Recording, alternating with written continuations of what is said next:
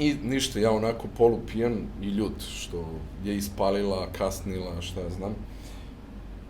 Ja odlučim da joj pružim vožnju koju nikad neće zaboraviti u svom životu. Šta je fora? Svi znamo da kad popijemo, dobijemo krila.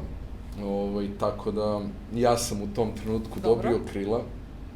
Već sam ugreo do Slavije gume, kažem, radnu temperaturu na motoru podigao kako treba i ulazim na kružni tok na Slaviji i krenem da obaram moju Hondu sa sve igračicom koja nije imala ni kacigu na glavi, jer tada zakon je bio takav. Drugo vreme, jasno. Ne mora, da, bilo mnogo opuštenije. Šaltam, vrišti ona Honda na 13.500 vrišti Honda, vrišti riba, vrišti i ona, na kraju sam čuo i njeno vrištanje, ne veruje šta joj se dešava, pošto je ona popila, nije joj dobro.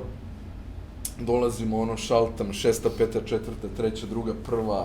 savijam nakon Brankovog mosta prema Lukas Plavu, motor se diže na zadnji, 2. 3. mada to ne radim, ali se tad to desilo. Uglavnom stižem do kafića na Ušće, silazim sa motora onako u Rosijevom stilu, noga preko pleksija, ova devojka ostaje na motoru i trese se, ti nisi normalan, suzu stiže, plače, zapomaže, kaže, ono nikad me ovako niko nije vozio. Dušo, ni neće. I neće, razumeš,